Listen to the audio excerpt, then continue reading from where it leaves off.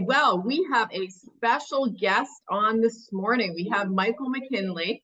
Now, Michael was formerly a Keller Williams agent. And he moved over to EXP. It was only a couple months ago, right, Mike? Yeah, I believe it was July of this year. July. Yeah, Yeah. late July. And so Michael has come from a different area into Cape Coral, Florida. So where were you before, Mike? Yeah, I was in central Illinois, like a farm town outside of Peoria, Illinois. Perfect.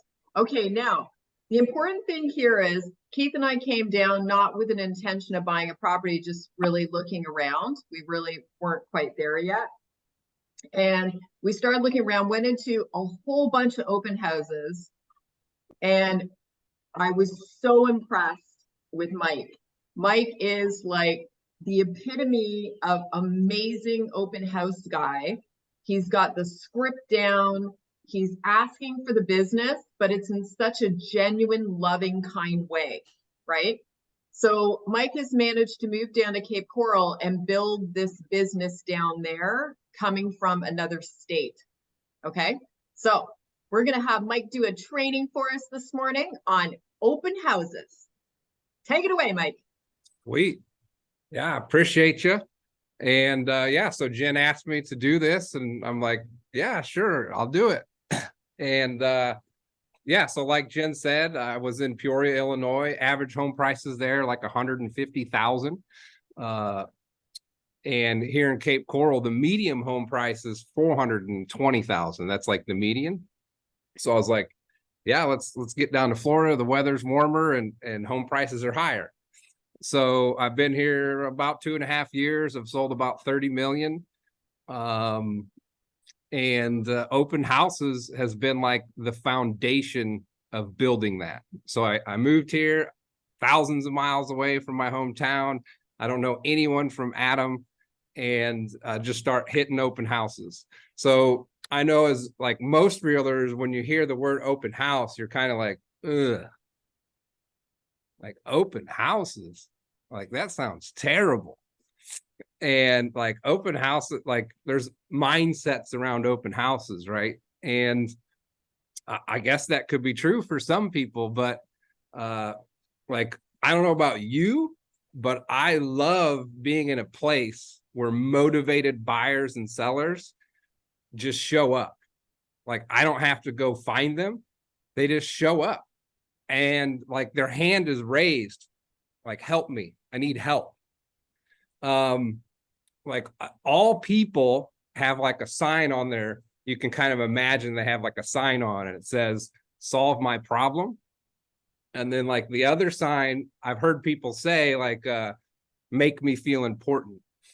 And I mean, I kind of like that one, but I think it's more like, hey, show me you care, don't tell me you care. And so keeping that like in mind, well, first I just kind of went over the numbers. So this was cool. Like, hey, having me do this kind of, I did some prep work. So I went over my numbers, and my first 18 months here, so my first year and a half, I made $290,000 GCI from open houses. So 290,000 GCI in 18 months in a market where you know no one from Adam doing open houses. And so that's cool. And then I was like, well, how much time did I put into that? So my goal was 10 open houses a month. Sometimes I did more, sometimes I did less, but it averaged out to about 10 open houses a month. So that's roughly 3 a week. And sometimes I would do 4 or 5 a week. My first open house that I met somebody at was only like the 3rd open house I was here that I actually ended up helping. It was on a Tuesday from 1 to 3. So I'm a firm believer in the best time to host an open house is like when Starbucks is open. So if Starbucks is open, it's a good time to host an open house because like, well, there's people from all over the country here, different parts of the country, even Canada and like all over. In America, like people want what they want now. So like, and when you go to your favorite coffee place and get your coffee, you may like the coffee person giving you the coffee, But if that person isn't there tomorrow with somebody else, like, you really don't care. You just want your coffee. So like, you're going to go get it when you want it, and you don't really care who gives it to you. You just want it. So keeping that in mind, it's like, people that walk into open houses, they're coming into open houses because they want something. But we're also trained, like, as consumers to like push people away. So when we go into Target or any kind of big box store, sometimes the people will come up to you and say, "Hey, welcome to Target. How can I help you?" What's the most common response when someone says that to you? I'm good, thanks. Exactly. I'm good, thanks. Or some people might say, "Yeah, I'm looking for this, and I don't know where it is," but 99% of the time it's, "I'm good, thanks. I'm good. I'm whatever." And that's kind of how people are when they come in the open house. Like, they know a realtor is in that house, a salesperson. And like, Joe Q Public, they don't like salespeople. In fact, like, I don't know if we can share screens or not, but like, do I have the power to share a screen?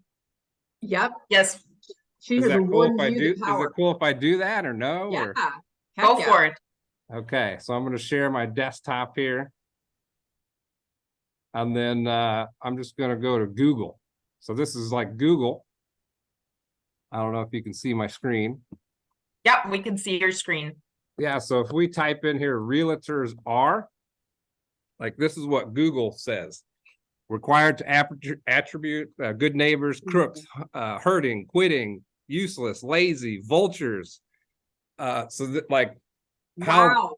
how the internet works is, it's like it's a reflection of humanity, right? Like, Google finishes the sentence for you because this is what people are typing in. So and Jen, like you said, "Hey, we went to a bunch of open houses and Mike stood out." Like, what for you, what stood out about it?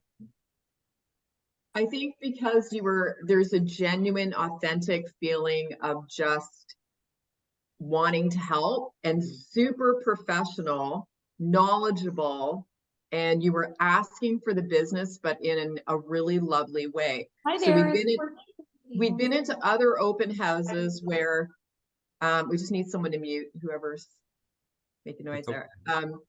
Yeah, so going into other open houses, we actually had like realtors chasing us through, being really aggressive, following you to every room, talking your ear off.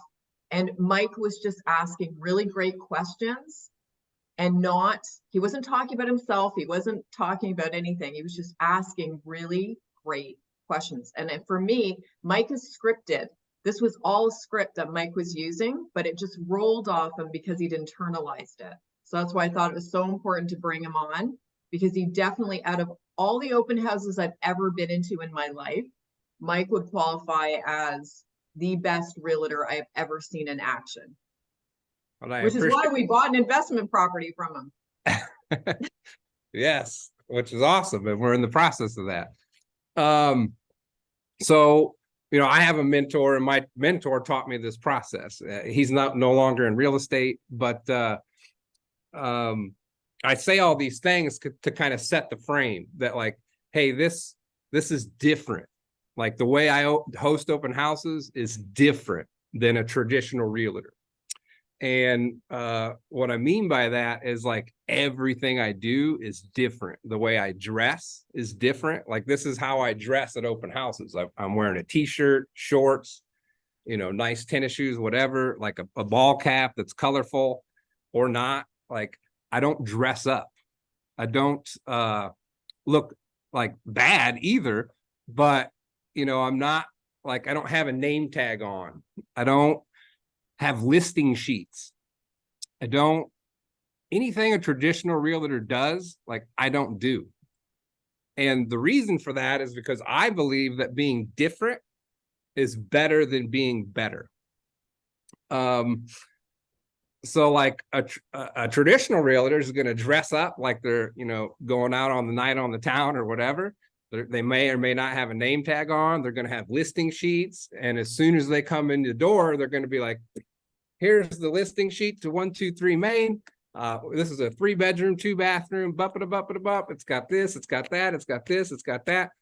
And then right away, you're pushing these people away from you instantly, right? Is like, and I don't want to give people a sheet that makes them like no longer want to talk to me, because they just think I'm someone there to open the door. And if I give them the sheet that has all the information that they think they need, which really all that's irrelevant. Like, what's relevant is how they feel when they're in the home, and do they like it or not? That's what's relevant. But so anyway, I say all these things to kind of like set the frame of, hey, I host homes differently. It is a system, it is a script, it is a process, which I'm going to go over that as well. But I just wanted to set the frame for like why I do it differently and why I do it this way. Hey, like, I don't know if you know the stats or not, but traditional realtors, they're out of the business. Like 87% of them are gone in the first 5 years. I saw a new one that was like 67% are gone in the first 3 years. The average realtor sells 4 homes a year. The average realtor makes $50,000 a year. I made $290,000 in the first 18 months in a town where I didn't know anyone, starting with open houses. So open houses are powerful. Like, there's true buyers and sellers coming into these things. It's just the way that we're trained to interact with them is ineffective. Like Jen said, she went into so many open houses and was repelled by these realtors. But yet when she interacted with me, she was attracted, not to me personally, but to the energy, right? Yeah, And Keith, so, it was Keith who was attracted to you, you know. I heard that. I love it. I love it. One thing I wanted to point out too before Mike just dives down into the script was that Mike texted, he's like, hey, come to taco, like we're having tacos at my house Tuesday, come on over, right? And we're like, okay. He shoots the address, we get there, he invites everybody. So I was talking to different people. I'm going through, I met 2 of the top builders in Cape Coral that had shown up. I met people that had just talked to him that day on a Facebook group site that got invited. I met people that had bought with him and said that Mike had actually, they were working with another realtor, not under contract. And Mike had said to them, yeah, you're going to buy with me. And they did, right? This is what I mean. Like, he's doing it differently. He's coming from a place of love and truly giving back and having fun with people. And that is why all of these people are surrounding him and wanting to do business with him and wanting to see him do well, sending him more business. So yeah, you go ahead, roll with it, Mike. Love it. So I'm going to share my screen again with this is just like another simple form that, like, this is just kind of like, again, mindset stuff. And I loved how you said, genuine. And so, like, a couple words that I think about every day is wonderment and curiosity. Like, we need to stay in wonderment and curiosity. The be do have, right? It's like, who do I need to be? Like, who do I need to be energy wise, physically wise? What do I need to do, open houses, in order to have like what I want in my life? And obviously that has to do with my why, right? So it's the be do have, which I'm sure you guys have heard before, but if you haven't, love be do have. So it starts with who we become. Like, who are we becoming? Who are we being? And wonderment and curiosity is part of this being shift of being different, right? And so this, like, we need to train ourselves to be engaged. We're so distracted in this world today, especially like with this device right here, like this thing, woo, that pulls us away from so much. So it's like, if we train ourselves to be engaged and we live in wonderment, and then we start building meaningful relationships by, Jen was saying, hey, Mike just invites random people to his house for tacos once a month. We'll get into that. It's called taco night. But I'm doing that because I want to start building meaningful relationships. I don't see people as like a check. I don't see people as a transaction. Like, I literally call all of my past clients every month and have a conversation with them. You know, it's like, I want to build meaningful relationships with people. And when you do that, that's keeping you in action. This phone can become so heavy to like try to pick it up. I'm like, I don't want to make this call because they don't want to hear from me, or like, you know, we get in our own way all the time. But if we're doing these steps and these processes, it's hard to get in your own way when you're staying in action. Action is the I don't know what the recipe for like getting through something, right? And so we want to stay in action, and this builds confidence. Momentum builds confidence. So again, those are all just kind of mindset things that go into the script of the open house. Now, this is a very simple script. You guys can screenshot it. I'll send it to you, whatever.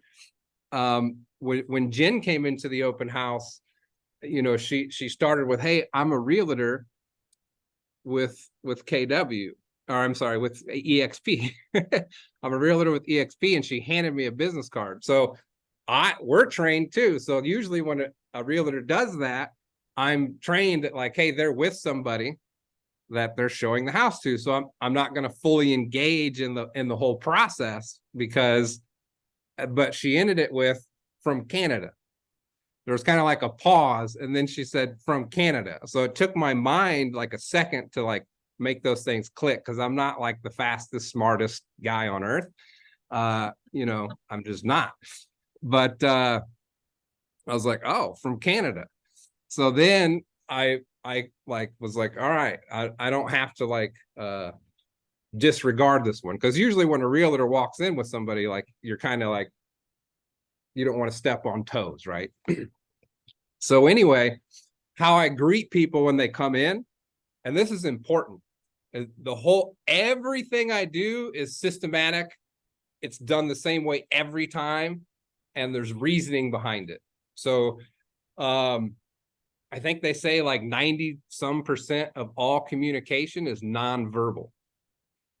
So your body language matters, your energy matters, your tone matters. Like, all those things are parts of communication. And that's why I'm not a big fan of texting. Like, texting's cool and it's prevalent, but like, it takes away tonality. You know what I mean? Oof. And emails and stuff. So like, anyway, so it's like, hey, as soon as you come in, it's hey, welcome to your new home. My name's Mike, and you are? So it's like you're giving them an air hug. The energy, it's just open. You're opening the energy up. Now, you don't have to be all like a cheerleader, like rah, rah, rah, but it's like, hey, welcome to your new home. My name's Mike, and you are? So, you know, I'm opening up to just open up energy, and to just let them know, like, hey, like, it's kind of like a hug without hugging them. Hey, welcome to your new home. My name's Mike, and you are? So that's number one. Welcome to your new home. That's the WY or WTYNH. Welcome to your new home. Welcome to your new home. My name's Mike, and you are? And then I stick my hand out to shake their hand, and then I zip it. Realtors love to talk. Love to talk. So like, you have to work on like doing the opposite of that. So like, if a traditional realtor is going north, I'm going south. So if a traditional realtor sells 4 homes a year, makes 50,000 a year, that's like going north. Yeah, I'm going south. So what does a traditional realtor do? Well, they hand out listing sheets. They talk, they do this, they do that. Exactly. So that like, that means I have to do the opposite. So, and I don't have sign-in sheets. I don't need a sign-in sheet. You don't need one. Like, I got your name by just introducing myself. Hey, welcome to your new home. My name's Mike, and you are? Well, I'm Jen. Well, hey, Jen, Keith, pleasure to meet you. And like, slow it down. Pleasure to meet you. Hey, stay as little as you want. as long as you want. If you got any questions about this home or real estate in general, just let me know. And then I walk away. Because I know that those people don't want to talk to me. Just like when you go into Target and you say, and they, hey, welcome to Target. How can we help? I'm good. Like, they don't want to talk to me.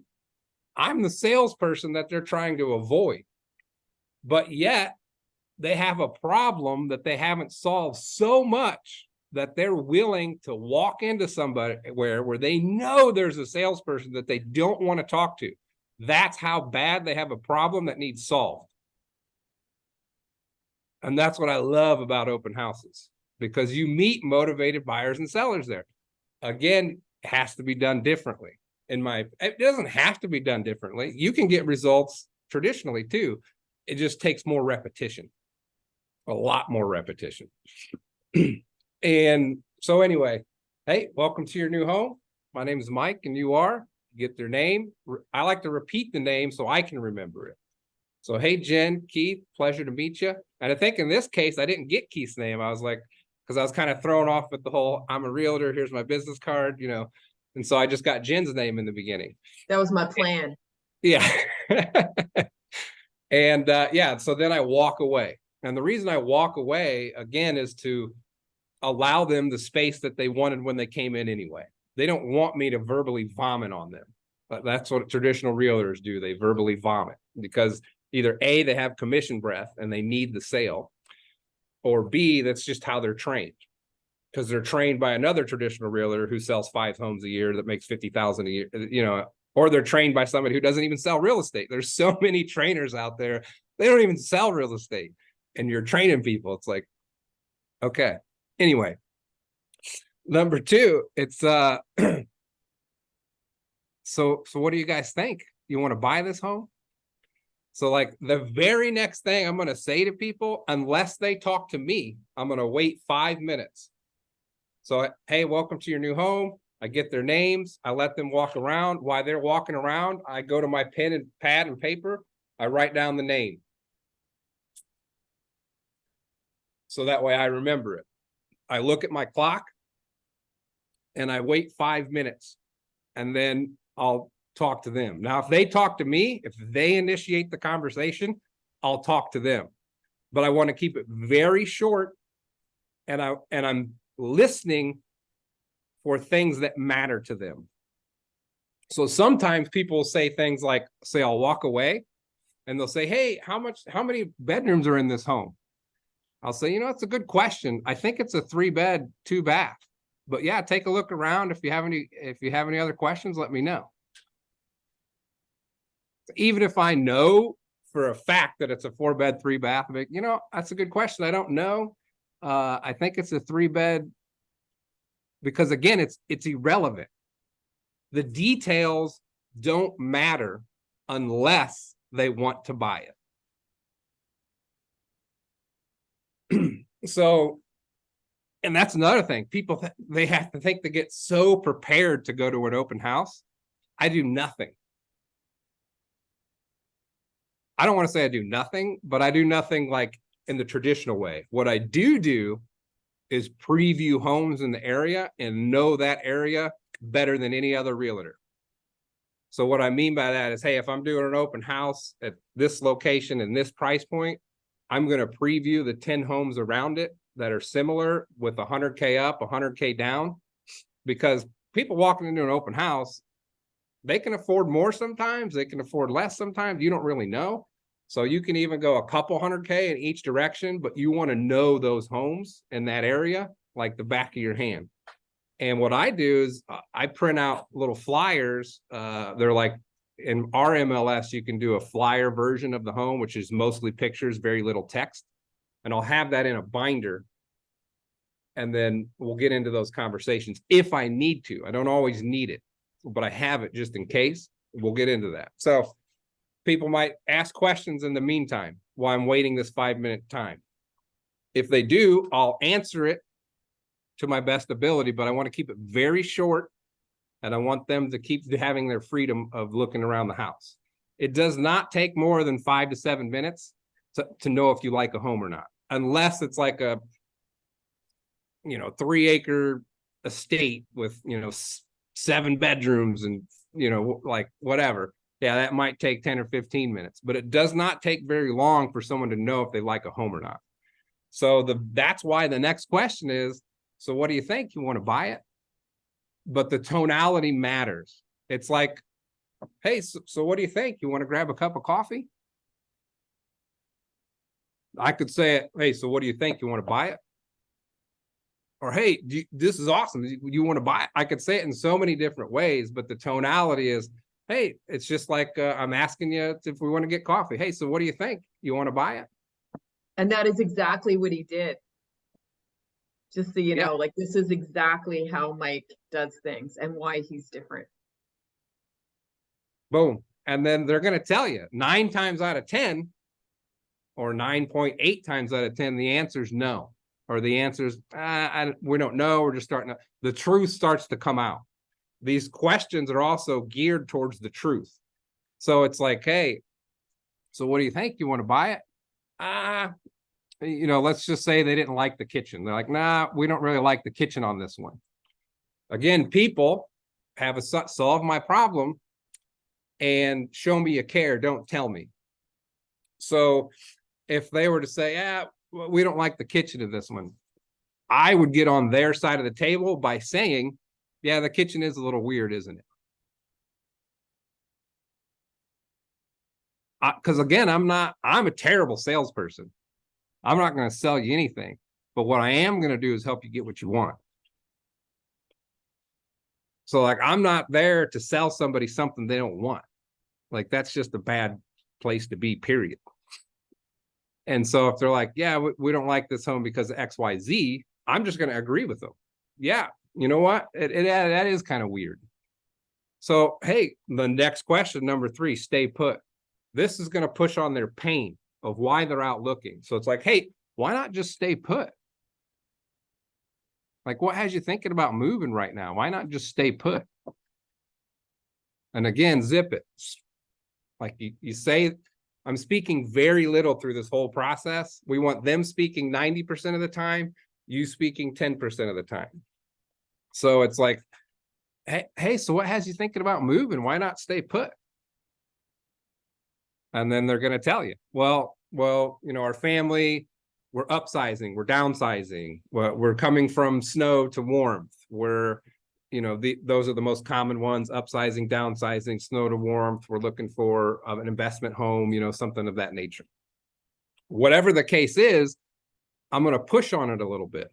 So if they say, well, we're wanting to downsize, the kids are all out of the house is just kind of too big now, and we're looking for something a little bit smaller. I'll say, oh, well, can't you just like shut off part of the home, like close some of the doors and, just turn the heat down a little bit or something, or the AC? And they're going to say, well, I mean, we thought about it, or they're going to say, nah, that wouldn't work. Whatever it is, you're pushing on the pain of why they're out looking. And you're doing something that no other realtor is doing, which is trying to get them to stay put, which is the opposite of selling. Right. And so they're like, where they're going to say what they say. And then I'm going to go, oh, so you need to move. Yeah, we need to move. Okay, so what are you looking for?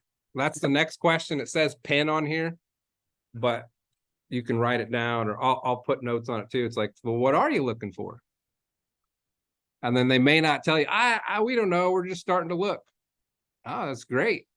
So imagine this is a magic pad and a magic pen. You tell me what you want, it comes to fruition. Just keep in mind, we got to pay for it. Like, what are you looking for? Then they're going to start telling you. Very, very rarely will they not.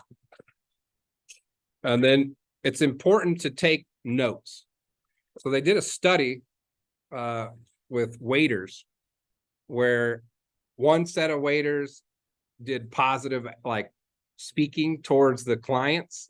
The other waiters took notes and repeated it back to them, the waiters that took notes and repeated it back to them had 70% higher tips. So you take notes and you repeat it back to them. So it's like, hey, we're looking for a 3-bed, 2-bath, canal, and so you write all that down and then you repeat it back to them. Oh, so you're looking for yep.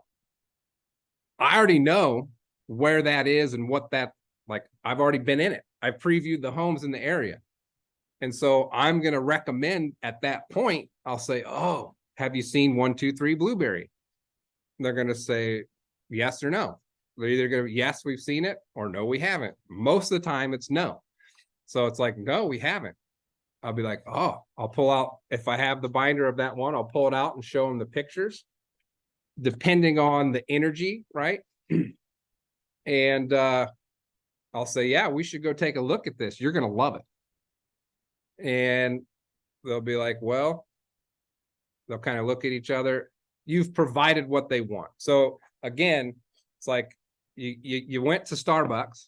You said, hey, I want a coffee. I'm not really sure what kind of coffee I want. I tried this coffee, didn't like it. Well, have you tried this one?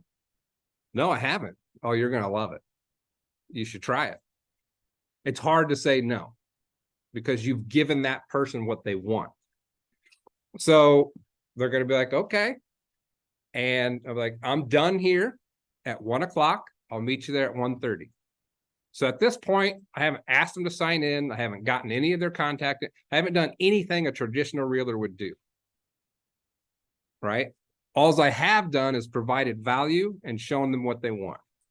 The only one thing we have that's different, Mike, we have TRIZA. So we have a governing body that requires us to have everyone sign in. It doesn't have to be aggressive, but it is a sign in. And we could have the conversation probably up to that point, but as soon as they are like, we're going to be taking them out to go look at something after, they now have to sign a BRA with us under this new TRIZA rule, this TRIZA law from our governing body. So just for our agents to know, you don't need to know that, but our agents at that point, like once you start talking about taking them out to go to see other properties, that's where TRIZA would come into effect. We're getting tighter on time because I know it's 9:32. Yeah. Okay, we're working through it. But I think it does work up to that point, like asking those questions, you're staying general, you're just asking general questions. Up to that point, you're okay. It's where we're not allowed to give any information that isn't public. So it's just, we're still working through the details. But yeah, well, listings are public, right? They are most of the information, and there's some information that isn't. That's a whole complicated other thing. I got you. Yeah. Okay. But this is amazing. So yeah, is everyone in agreement? We'll just ask Mike if he can come back on and do the next, like kind of like the next half, because I feel like this is so great content. Like the content is amazing, and I have to tell you, like even these two resistant big builders, they were like, well, he invited us here. By the end of it, they're like, you know, one of them is working to give him their first listings with him. Like, this is who Mike is. The way that Mike is doing it is actually very similar to the way that I built, which is, you know, that principle of give first and then you receive. And I would push them to like, well, why aren't we just, you know, staying in this house? Or, you know, how are we solving that problem of retirement and, you know, putting your kids through college? Can we just pull income out or equity out and buy you another property, buy you what you want, and then lease this? So it's very similar, but I just love the fact that he has an actual system for open houses. And I think that we could implement a lot of what he's doing here into our content and make it just that much better. So I'm just so grateful. Yeah. And I love what you said, just simplifying it. Hey, it's just give first, receive later. And, you know, like focus on them, not on you. Yeah, exactly. No, this was so great. So thank you so much, Mike, for coming on. We will book you into the calendar to get the second part of this. because I feel like there's just so many goodies here. And I know everyone's going to have a lot of questions. Cool. Well, appreciate you having me on, and hopefully there was Amazing. value from it. It's so good. Thank you. Thank you so much again for joining us to do that part 2. I know we loved everything you had to share the first time, and love to end off the year on even more knowledge and wisdom here. Awesome. Well, appreciate you having me on. So last time I was on, I was in Florida, and today I'm in Illinois. But yeah, no, so I'm pumped about open houses. Now, most of you on here, when you hear open houses, you're probably like, I don't know, what's the first thing that comes to mind when you hear the word open house? Just start spitting out stuff. Business. Tire kickers. Business. Tire kickers, business. I love it. What else? Nosy neighbors. Cozy neighbors, truth. What else? So like typically when I speak to realtors and I'm like, hey, when you think about open houses, what comes to mind first? And like tire kickers is for sure one of them. Nosy neighbors. I hear things like waste of time. I hear things like boring or hard to get. Sometimes I've heard that they're hard to get. I've heard a lot of things, a lot of like limiting beliefs around open houses. And so the first time we did this, I was kind of going over the numbers, and I went and explained kind of the process of why I do what I do. But just for maybe some of you that weren't on here or whatnot. So I'm originally from here, Illinois, small farm town area, average home price sales like 140, 50,000. My average home price sale here was like 180. And during COVID, 2021, early 2021, I moved my business to Southwest Florida, where I didn't know really anyone from Adam. And I started doing open houses right away. Because the beautiful thing about open houses is that you can pick the area and the price point that you want to start doing business in. So like, if you want to cash bigger checks, you just need to sell higher priced homes. And if you want to get in front of people that are in higher priced home areas and you don't have a product to show them or like to meet them at, open houses is fantastic. You don't even need to have the listing. So there's zero product required. And there's nothing you really have to create, because these people that are coming through the open houses, they want a product similar to that. And they're going to be looking at other products like that. And you have access to the MLS, right? So you have access to everything they want, and you can meet them right where they're at an open house. The problem is Joe Q Public doesn't like salespeople. Joe Q Public doesn't like realtors. And so when you experience negative things in open houses, it's probably because you're posting them or doing them like a traditional realtor. And when I say traditional realtor, I just mean you're meeting the standards of what a traditional realtor is. So if you look up National Association of Realtors, every year they put out like a stat chart of, hey, what's the average income of a realtor? What do they earn? How long they've been in the business? If it's 2 years or less, it's less than 10 grand. I mean, it's like, did you just say 10 grand is the average if you've been in the business the first 2 years? And then it's like 60 grand if you've been in the business 3 years to 15 years. And then it's like 75 to 100 and something if you're more than 16 years in the business. My head's spinning. I'm like, what? Like, that's the average? Like, that's a traditional realtor? And so you can like go to Google. I think I did it last time. We screen shared. Hey, Google realtors are. Maybe we should do it again just so everyone can see. And so I'm just like gonna go to Google here and type in realtors are. And like how Google works is it just finishes the sentence for you, because this is what the rest of humanity's typing into Google. They're like, realtors are crooks, or if I could even spell right. We're good neighbors, apparently. which is great. I was gonna say, like, if you spell it wrong, we're great cooks.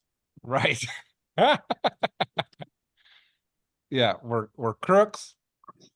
We're good neighbors, required to attribute, overpaid, struggling, parasites, quitting, the worst, lazy, hurting, not good, right? So when I host an open house, I like to do things that traditional realtors don't do.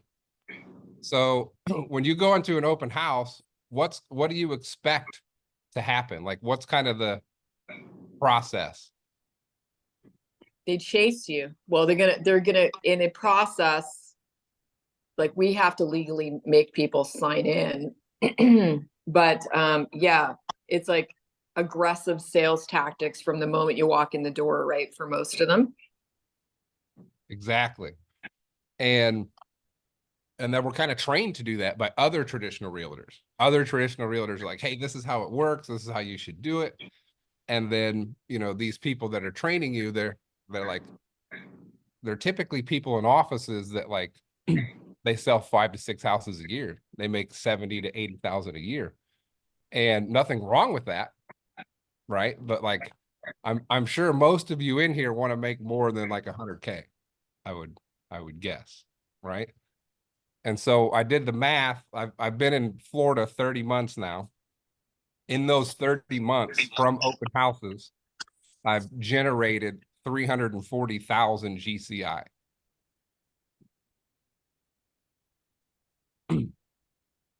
So that's like it's better than your average bear, so to speak. And the reason I think that that happens is because of everything, like how I treat people when they come through the door. I know that Joe Q Public, they don't want to talk to a realtor. They don't want to talk to a salesperson. So when they come through that door, they're ready to have their guard up. They're ready to tell you whatever they've learned to say to get you to stop talking to them. Because this isn't their first open house. I mean, it might be, but let's face it, like when people are shopping open houses, they're looking at 10 a day, 5 a day, 10 a week. You know, some people go to like 30 a month, literally. And so like they've learned how to get salespeople to stop talking. And they'll usually say things like, I'm already working with a realtor. That's like code for stop talking to me. Another one they'll say is, hey, do you have a business card? That's code for stop talking to me. Hey, will you take my email? That's code for like, stop talking to me. So like when you go into Target and you walk in there and they say, hey, welcome to Target. How can we help you? Your most common response is,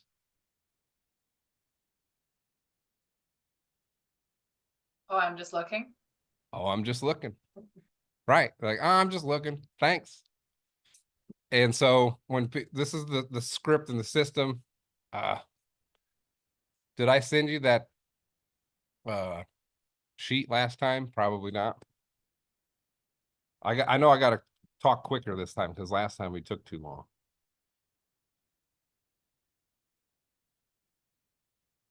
Well, anyway, so when people come in the front door, I just greet them. And I do it like I'm hugging them in the air. And so for a lot of people, this is going to be crazy uncomfortable. Like if you want to get a different result, you're going to have to do things differently. And when you do things differently, it's super uncomfortable.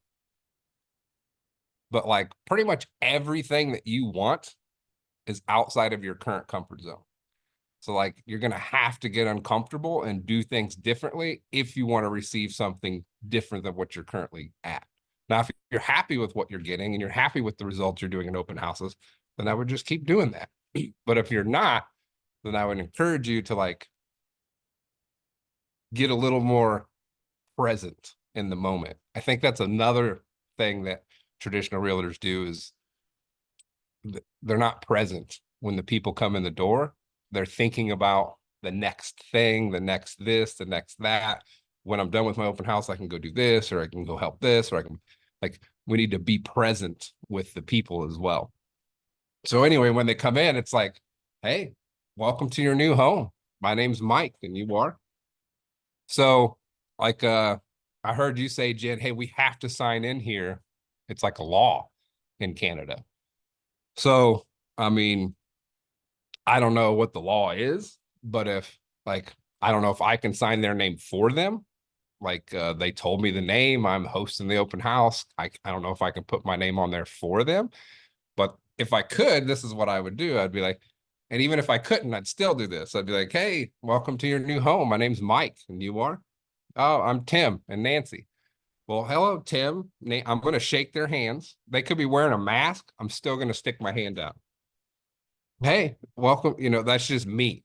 I'm going to continually do the same thing, regardless of how the other human reacts, right? Because it's a system. And so, and the reason I open my hands is to like open up the energy. Most people laugh when you do this, or they smile. Like, hey, welcome to your new home. My name's Mike, and you are? So right off the get-go, I'm getting their names, because who would not respond to that? Like, hello, my name's Mike, and you are? And then you just stop talking. That's another thing traditional realtors do. They don't do this. What they do is this: verbally vomit on people. And so, and they do that by like, hey, welcome to 123 Blueberry Street. This is a 3-bedroom, 2-bathroom, 1,700 square foot, built by Boppity Blop. It's got this feature, that feature, this feature. Here, come check this out. Here, come check that out. And then like, you've already smothered them. Like, you've smothered the flame instantly. Instead of like blowing on the flame and making it get bigger, it's like, hey, welcome to your new home. My name's Mike, and you are? I'm Tim and Nancy. Well, I'd like to repeat their names to them. And this is where I would do the sign-in thing. I don't know if you could or if you couldn't. Like, well, welcome, Tim, Nancy. It's a pleasure to have you. You guys can stay here as little or as long as you want. As you know, if you've been to other open houses, we do require sign-in, but I'd be more than happy to sign in for you. So Tim, Nancy, what's your last name? Tim and Nancy Schrader. Tim, Nancy Schrader. And I'd just sign it in for them. I wouldn't even make them do it. That's probably going to be different than what they've experienced in other open houses. But I'm still meeting the requirement. I'm getting their name. I'm writing it down. Yeah. So you guys can stay as little as you want, as long as you want. If you have any questions, just ask me. I'll be over here. And then I walk away. And the reason I walk away is because that's what they really want anyway. They don't want to talk to me. If they could just go into the open house and leave and nobody's in there, they'd probably prefer that. So I'm giving them what they want instantly. I'm greeting them with warmth and good energy. And I haven't tried to sell them anything. Because really, I don't sell people things.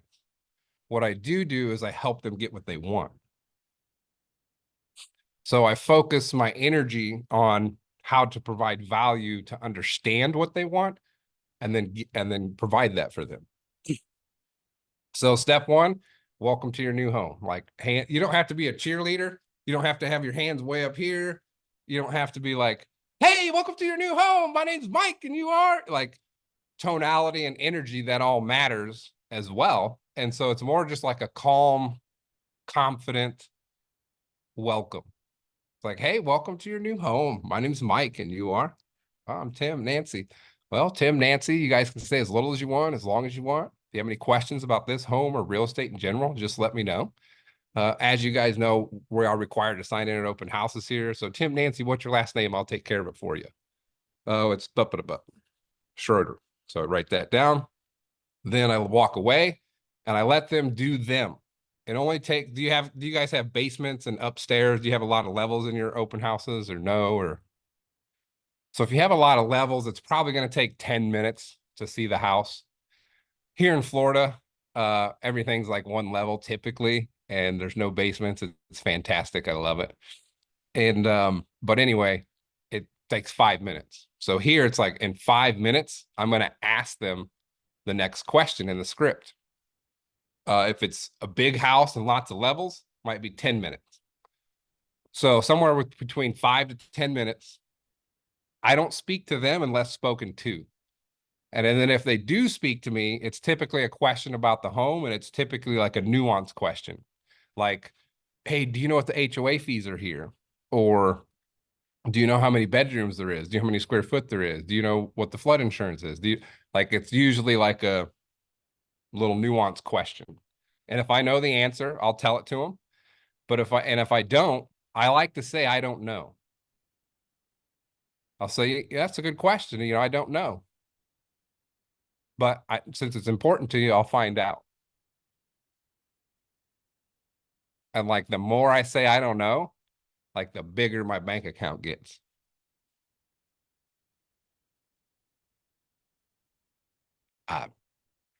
So yeah, it's like, hey, how many bedrooms? And sometimes I just like to have fun, and so I know it's a 4 bedroom. They're like, hey, how many bedrooms is this? I'm like, I think it's 3 or 4. I don't know, but take a look around. If you like the home, let me know. If you have any questions, let me know. And then so the next question is, hey, so what do you think? Do you want to buy this home? So it's like, hey, Tim, Nancy, so what do you guys think? You want to buy this home?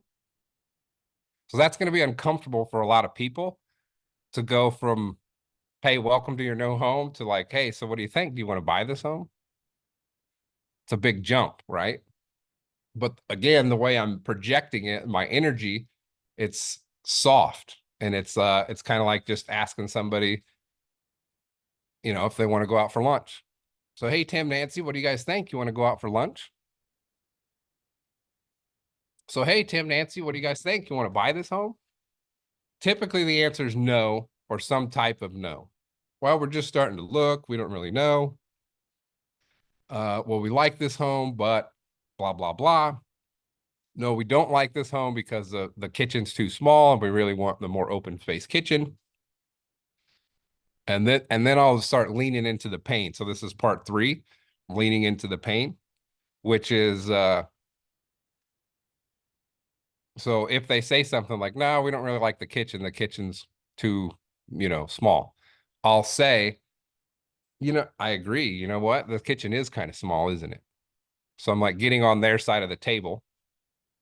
And then my next question is going to be, well, what has you thinking about moving anyway? Why not just stay put? No realtor's asking them that. Hey, so what has you think? I asked Jen and Keith, I was like, well, what has you thinking about moving down here anyway? Like, why not just stay put in Canada? They're like, well, winters aren't the best in Canada. And, so whatever the case may be, a lot of the times it's upsizing or downsizing or school district, right? So those are kind of the 3 most common: upsizing, downsizing, school district. So it's like, well, why not just stay put? Well, we really want to get into the Sanibel school district. Well, I mean, how long have you been in, what school district are you in now? Oh, well, we're in the Cape Coral. Well, how long have you been in the Cape Coral school district? We've been in it 4 years. But what, couldn't you just stay there another 4 years? So you almost kind of play like Forrest Gump, like you ask kind of obvious questions, but you're doing that intentionally to get to the truth of why they're doing what they're doing. So we all know that logic makes us think, but emotions make us act. The reason they're there is because of an emotion that they want to take action on. Right? They're going to feel better if they're in this school district for their kids. That's an emotion. And so that question, well, what has you thinking about moving? Why not just stay put? You're also going to find tire kickers real quick in this process. So this process is attracting and repelling. It repels people that like aren't ready to take action, and it attracts people who are. And that's exactly how I want to run my business, because like I don't want to spend time with people who don't want to take action. I do want to spend my time with people who do want to take action. So this process, not only does it help you find really cool people, it also helps you find really cool people that are ready to take action. Because yeah, like, I don't know, follow up. I'm good with people that are in my life with follow-up, but following up with strangers, I don't know. It's just, I'd rather just go meet cool people today, do an open house. So anyway, yeah, so why not just stay put? Well, we're thinking about upsizing. You know, we just had a third child, Timmy, and name their kids, like they want to upsize because the family's growing. So the Forrest Gump question to that would be, well, couldn't you just add on to the current home? Have you had a contractor over? No, we couldn't add on. We don't have, like, we don't want to go through the remodeling, while we're living there, that kind of thing. So we're just pushing on that pain a little bit. We're just getting, okay, so we find out why, and then just ask one or two questions around the why. So why not? What has you thinking about moving? Why not stay put? They're going to tell you what has them thinking about moving. And sometimes I'll challenge them too. So they're like, well, they might say something like, well, we've been thinking about moving for the last 2 years because we want to upsize. And I'll like spin my hat. I'll be like, whoa, wait a minute. Did you say you've been thinking about moving for 2 years, but you haven't done it yet? Because that's a red flag to me. That means like this person is going to be a nightmare to work with. Like they take 2 years to make a decision. So I have to get real clear, real quick with them. So and again, you have to wake people up because nobody cares about you. Like in general, they care about themselves and and what they're going through. And to get them out of that, you have to like do things that are different. So like I'll spin my hat and I'll be like, whoa, did you say that like you've been looking for 2 years? Like, why didn't you buy when interest rates were half what they are now?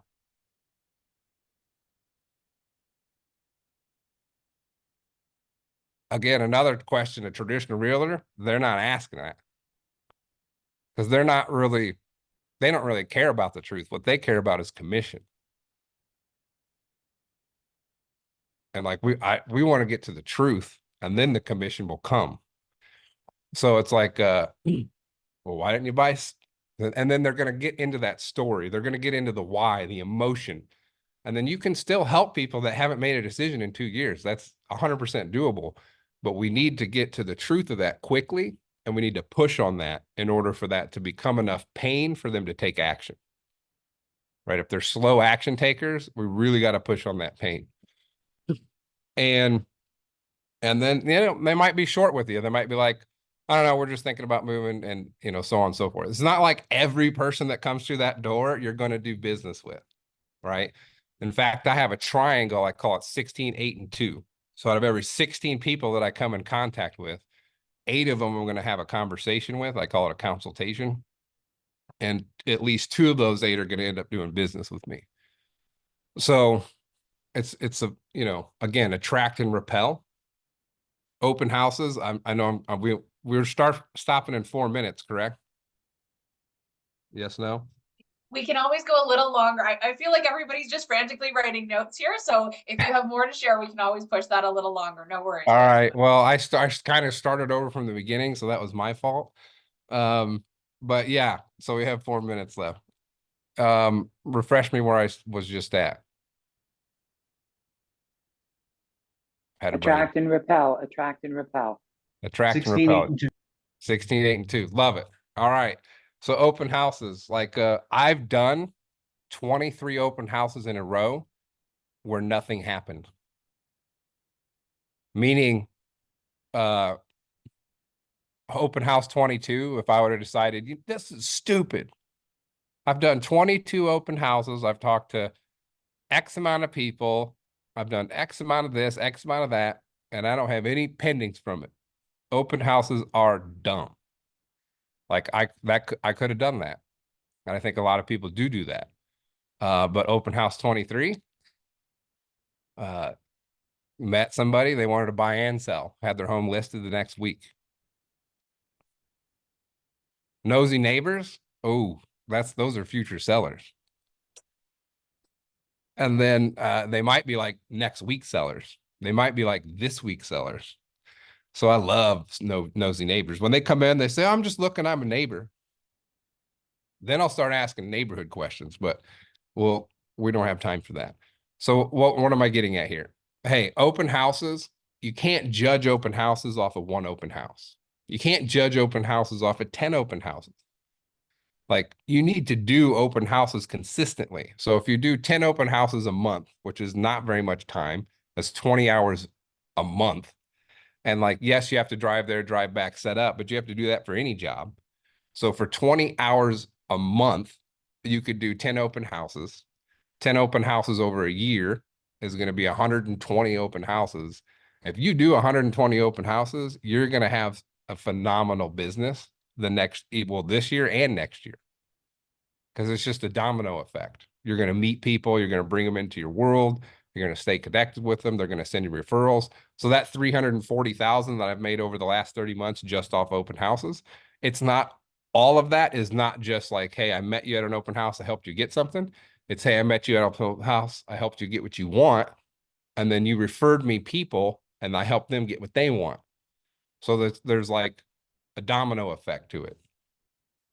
And I guess I say all that it's easy for us to get stuck in, hey, I did this thing 1 time, 2 times, 3 times, it didn't work, on to the next. Hey, I did this thing 1 time, 2 times, 3 times, it didn't work, on to the next. That's not how this works. Like, it's a craft. It's an art and a science. And I would say the science is knowing what to say. That's probably 1% of it. And then the art is knowing how to say it and when to say it and why. And that's like 99% of it. So you have to get better at it by doing it consistently. Yeah. And then, so after that, now I've got them to a point to where they're like, okay, we know why they're here. We know what they want. Now let's give it to them. So like, all right, you need to move. Like, so you don't want to do the contracting thing.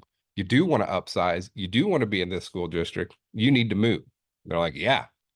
I'm like, sweet. So right away, I probably already know something that they're going to like. And I'm just going to say that property address. So I'm going to say, oh, well, have you seen 123 Blueberry Street? It's in Sanibel School District. It's a 4-bedroom, 3-bathroom, and they're going to say yes or no. Yes, we've seen it. No, we haven't. If they say, yes, we've seen it, we don't like it. We're like, oh, well, I'll ask questions around that. Well, what didn't you like about it? What did you like about it? And then from that, I'll gather more information, and then I'll recommend another one. If I don't have another one to recommend, I'll just pull up the MLS or pull out my binder, and they can look through listings to see something they like. Because what I want to do is set them on an appointment. So there's 3 buckets that people go into when they come into an open house. They're either going to like look at other homes with me right today or tomorrow, let's just say within the next 40 hours or less. They're either going to like do a consultation, which I call a consultation. So they're either going to go look at homes, they're either going to do a consultation, or they're getting invited to taco night. That's every human that walks through the door. Those are the only 3 options. So like every human that comes to the door, they're either going to look at homes with me, they're either doing a consultation with me, or they're getting invited to my home for taco night. So I could get through this whole process, and they're just like, no, the whole way through. I'm still going to, at the end, say, hey, Tim, Nancy, you guys seem like cool people. What are you doing next Tuesday, the 24th? You going to eat food? And they're going to be like, yeah. I'll be like, sweet. You should come over to my house for tacos. We're having tacos from 7 to 8. And so I invite people to my home for tacos, and we do that once a month. Taco night. Oh, so just this year alone, I've made over 30,000 GCI just off taco night. I mean, what traditional realtor invites people to their home once a month to have food?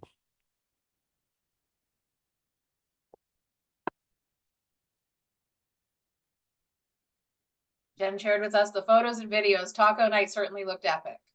Yeah. Michael, can I ask you though, sorry, when Yeah. you have taco night, do you have it once a month, and do you have everybody that you've invited over? Or do you Well, just have one person? I mean, life is busy and most humans, so most strangers that you invite to your home for tacos in today's society, they're not coming. But I'm still going to invite them. And then if like a lot of the times they'll say, oh yeah, we have plans or something. Like, well, we'd like to, but we have plans. Like when you're talking to someone you just met 5 minutes ago.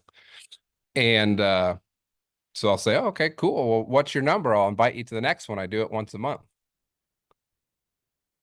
And they'll either give me their number or they won't. If they give me their number, guess what? They're getting invited to taco night for the next 12 months. If they don't give me their number, they're not. And that's okay. Either way is cool. But I did my part, which was invite people into my life.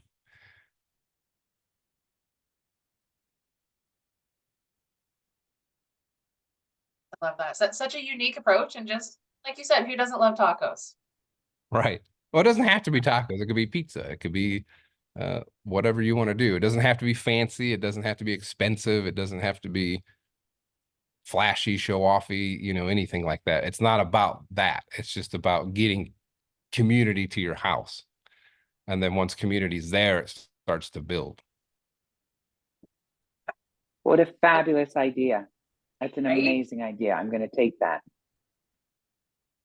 Anna, you had a question. What is the protocol of your taco nights? Like, what exactly you doing? I'm not speaking about the food, but during this evening, what is the protocol? So what do you guys do? What is activity? Just mingle, I guess. So people come in and I greet them, give them a hug and sometimes it gets a little, busy. And so I can't greet every person, I guess, but what do we do? Well, we eat tacos. I guess that's the actions thing. So people show up. I'm like, hey, Tim, hey, Nancy. I just met him at an open house this week. How's it going? Come on in. I'll probably introduce them to somebody else. Be like, hey, do you know so and so? And get them talking. If I know, hey, these people are into pickleball, so is this person? I'll like, hey, they're into pickleball. Or like this person's from Canada, that person's from Canada. Hey, they're from Canada. Like if there's little connectors I can connect, I'll connect, but I don't worry about it. Like I don't try to force it and I don't try to make it happen. I just, if I know it and see it, I'll connect it. And if I don't, I'll just make sure they have a warm welcome because that's really what you can control, right? You can control warm welcome, connection. And then I like to just kind of pop around and keep talking to people. And so, if you don't know people, there's the Ford method, right? Family, occupation, recreation, dream. So that's like, those are kind of the questions you can ask around people that you've just met to kind of help get that going, so to speak. And then, so I do them every Tuesday from 6 to 8. And we've got a core, I'd say 15 people that are there like almost every time. And then probably another 15, 20 people that it's new every time. So I've done taco nights where 0 people showed up. My first 6 months that I did taco nights here, 1 person would show up, sometimes 2, sometimes 0. Same thing, but like you just keep doing it. And then eventually it gets like, if I would have quit on taco night number 7, when 0 people showed up for the 3rd time, my taco nights wouldn't be what they are today. I think that's a huge problem with us in this like instant success world. Success isn't instant. It's repetitive. And so hopefully I answered that question. Yeah, we don't really do much there except hang out and meet. So we eat, and then I do chink a glass. I have a glass and a chink, chink, chink, chink, chink, and a knife. And then, everybody quiets down. And then I'm like, hey, thanks for coming. I appreciate having you guys. I've got these 3 gift cards we're going to give away. And they're usually local restaurants that everybody likes, and then an Amazon card sometimes. So it's like $100 to this restaurant, $100 to that restaurant, $100 Amazon card. Now, you don't have to do $100. You could do 50, you could do 75, you could do 300, you could do whatever you want. I just think that in our area, $100 is a meal for 2, right? Like might even not even be a meal for 2. It's pretty close, right? So, yeah, so that's why I do $100. And then I send out letters to all my people once a month that invites them to that taco night. I invite people random strangers that I meet throughout the month. I just invite all kinds of people, but life is busy. Humans are busy. And again, they have their own world, their own routine, their own process. So I would say, if 10% of the people that you invite show up, like that's really good. So I might invite 300 people to get 30.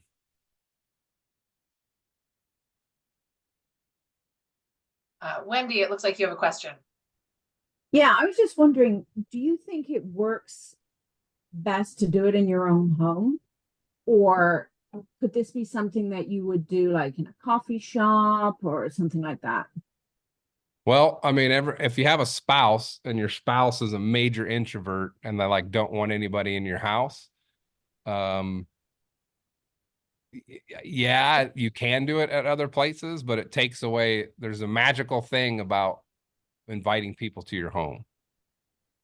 Because again, it's just people aren't doing it. People don't do it. And so it's different. And it's it's a different level, right? And if you take people places, the place can become the attraction, so to speak. It's like, hey, let's go to this place because this place is cool. Or I don't know, like when a traditional realtor does client appreciation events, like it's typically fancy or nice, and it's at a venue, it's at this and it's at that. Nothing wrong with those things, that it is what it is. But again, I want to do the opposite of that. So what would the opposite of that be? Well, it would be like not flashy, but still fun and intimate. Well, where can that happen? My house. Right. So, and a lot of this stuff helps me, I think, me be a better human also, like to myself, like for other people, because I have to take my ego out of the way. Like I have to get me out of the way to not do these, to not dress up at an open house and to, I don't know, do things that traditional realtors do. Like ego wants to be like others, I think.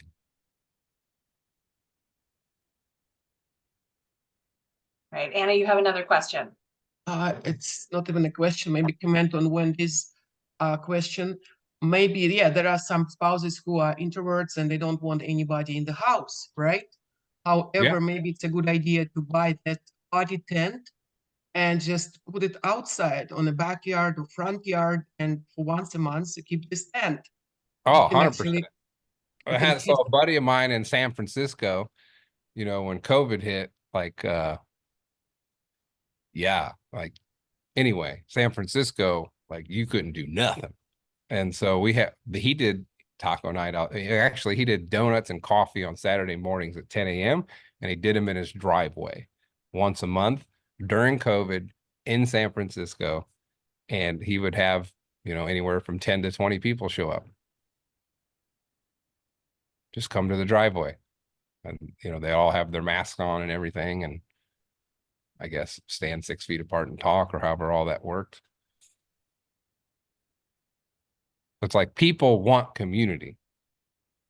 People long for community in general. Most people, not all.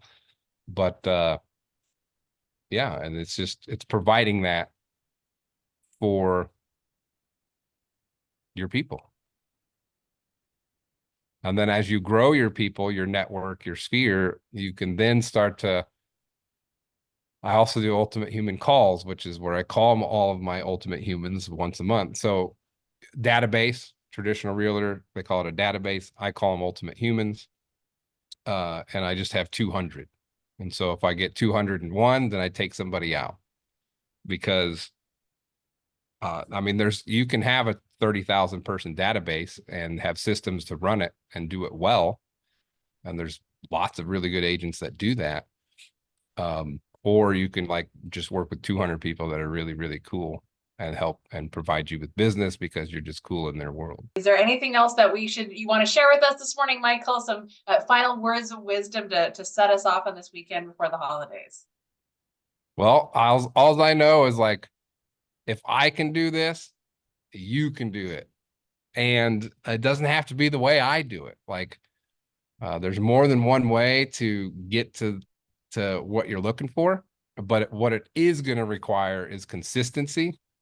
It's going to require you getting out of your own way, like getting out of your own head, because that's really your biggest obstacle is yourself. I think it is for me anyway. And then once you get out of that, you start taking uncomfortable action consistently, you're going to get good results. I love that. What a way to set us off on especially the last few weeks of the 2023, right? Boom. Well, I appreciate you having me on here.